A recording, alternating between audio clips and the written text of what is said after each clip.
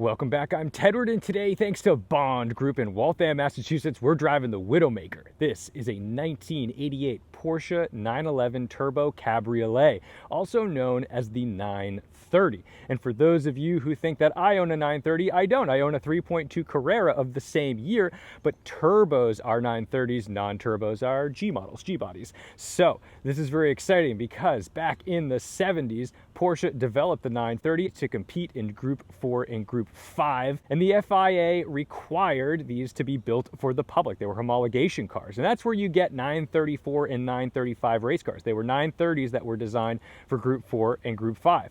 Well, over time, they grew from 3 liters to 3.3 liters, and this is one of the 3.3 liter cars.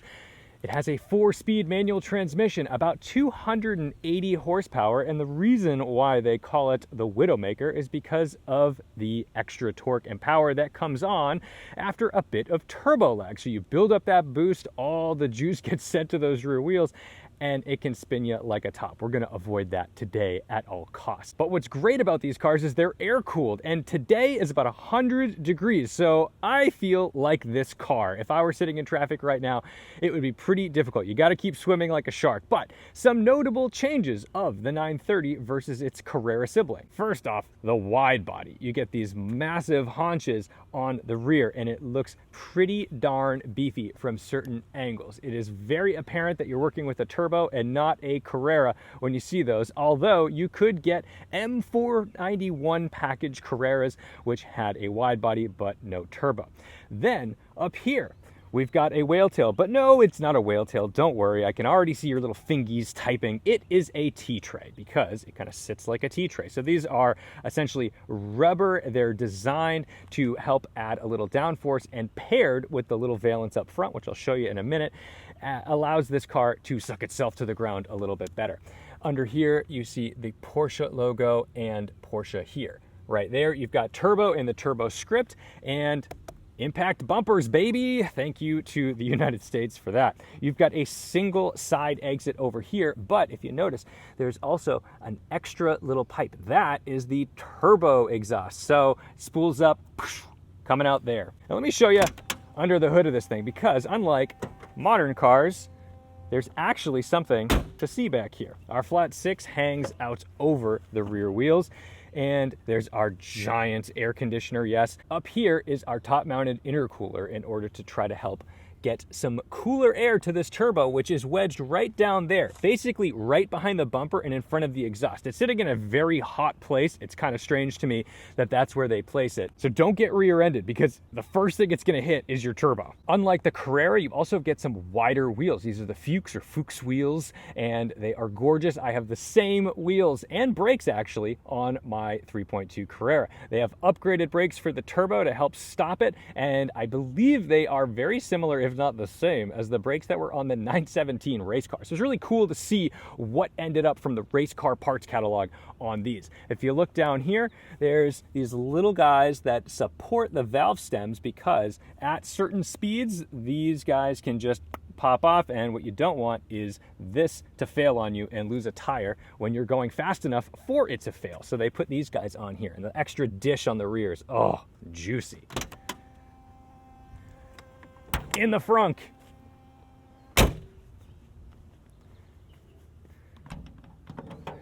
plenty of room for my camera equipment. There's carpet here, but underneath here there'll be a little space saver tire to go in wedged where your fuel tank is. So that's the deal, and today we are going to go out and see what it is like to drive. The last time we drove a 930, we were driving a tuned up sort of hot rod slant nose, and today we're gonna drive a 34,000 mile example. So this should be pretty darn nice. Let's jump in.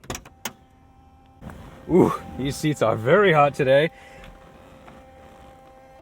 Nice thunk from our bank vault doors. We've got our left ignition over here, very nice. And then another change from the standard non-turbo cars, the regular non-930s. They don't get a boost gauge. This gets its little boost gauge here. So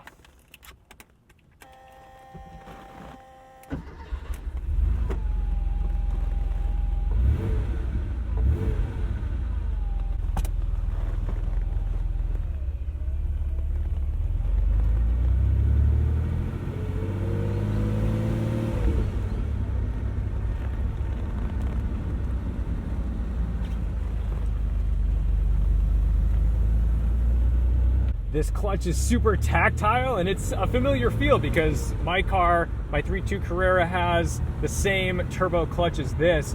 And we've got a 4-speed manual gearbox.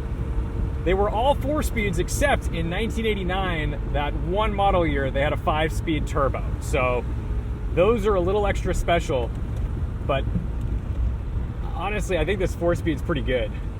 Let's see how she accelerates.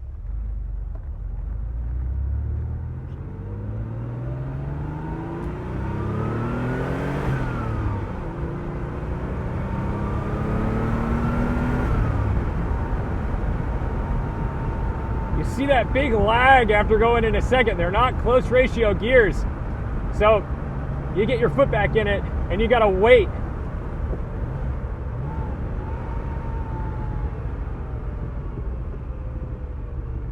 Let's try that one more time. I want to show you what that looks like, that 1-2. Wide open.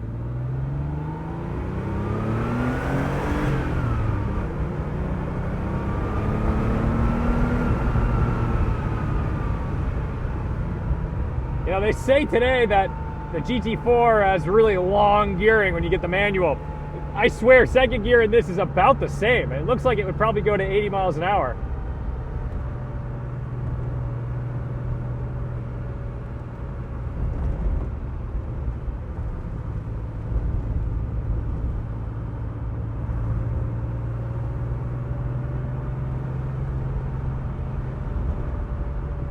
The suspension is firm but tolerable.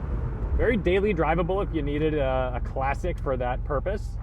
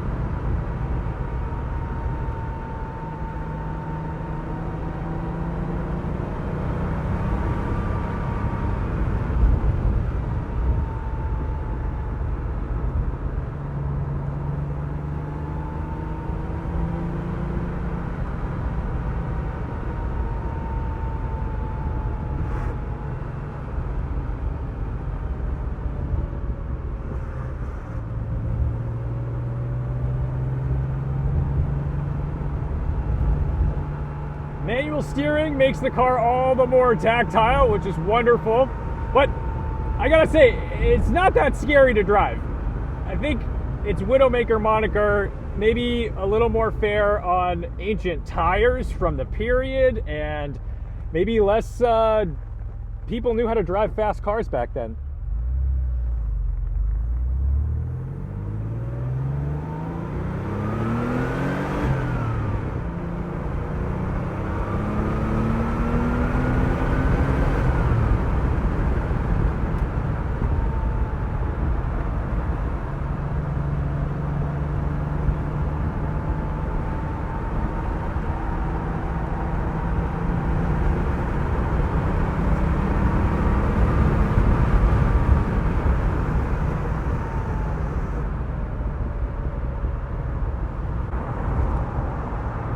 So there's not a lot of front end grip because you've got to use weight transfer to kind of give yourself that front grip because most of the weight's over the back of the car.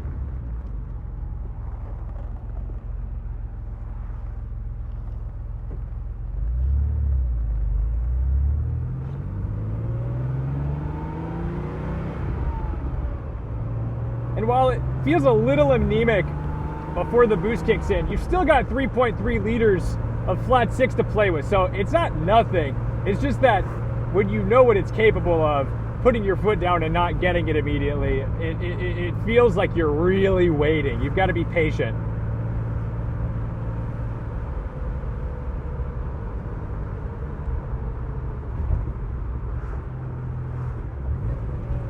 because it's just this little 4-speed, you find yourself really in second and third gear a lot, just because they carry a lot of speed.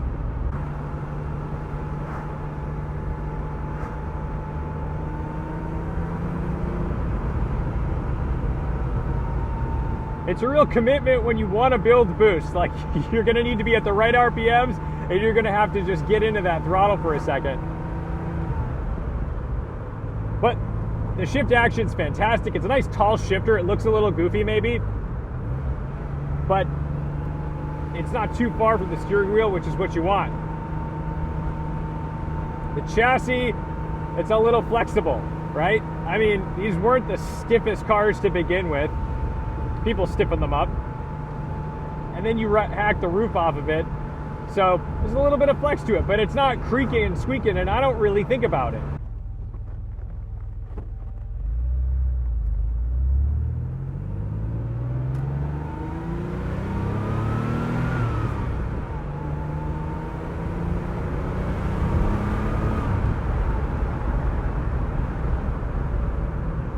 These brakes feel phenomenal.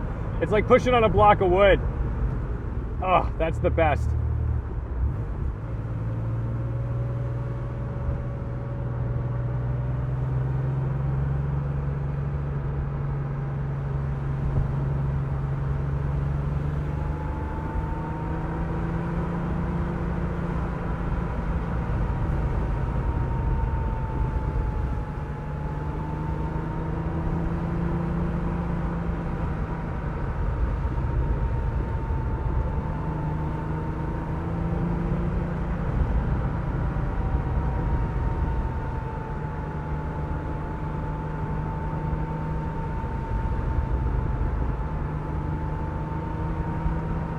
So frankly, I do think that the charm of these turbos really lies in that turbo lag. It's gaming the system. It's like, hey, we're going to give you all this power, but there's a catch. You got to build it up. You got to wait for it. And it's like a video game. It's fun.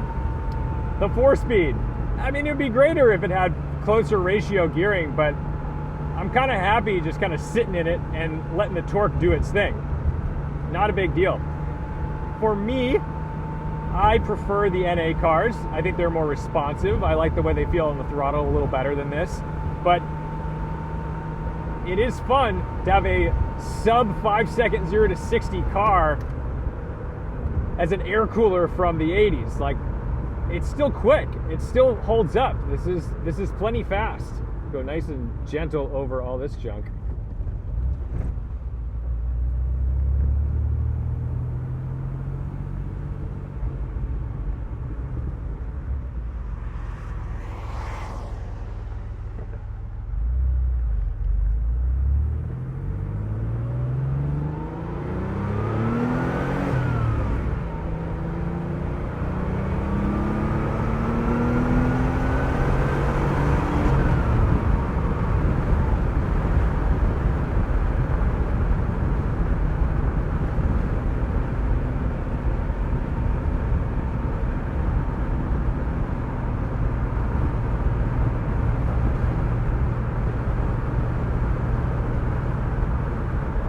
On the highway, 4th gear, well behaved. Like, look at this, 70 miles an hour, almost 70 miles an hour. We're at like 2200 RPM. Pretty sure in my 3.2 Carrera, 5th gear is a little higher than that. I want to say it's closer to 3000. So this is a tall 4th gear.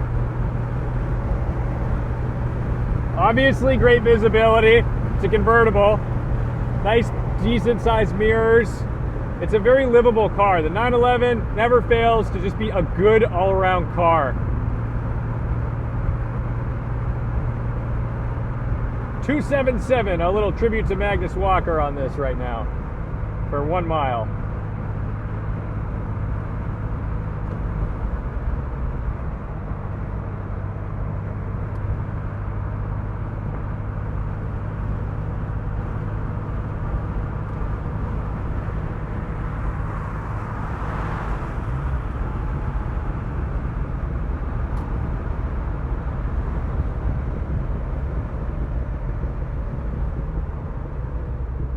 It's hard to heel toe these pedal boxes It's such a far distance from the brake to the throttle, unless you're really deep in the brakes, in which case you might be locking these up because there is no ABS here. So I think I'm gonna take this thing back because I am very hot. It is 100 degrees, this poor car. I am an air cooler as much as it is today. And I am very thankful for an opportunity to drive another Widowmaker. I think the big charm of these cars is the fact that they're really raw. You've got a turbo that builds boost in an alarming progression. No power steering, no ABS, no traction control. It's all you and the driver, and the powertrain just gives you a little extra boost and surprise when you get into it, because this is nearly 300 horsepower. So, thank you so much for watching, liking, commenting, and subscribing. Don't forget to respect the drive, and I'll see you in the next one. Don't be afraid to meet your heroes. The Widowmaker ain't that scary. Oh, listen to this horn.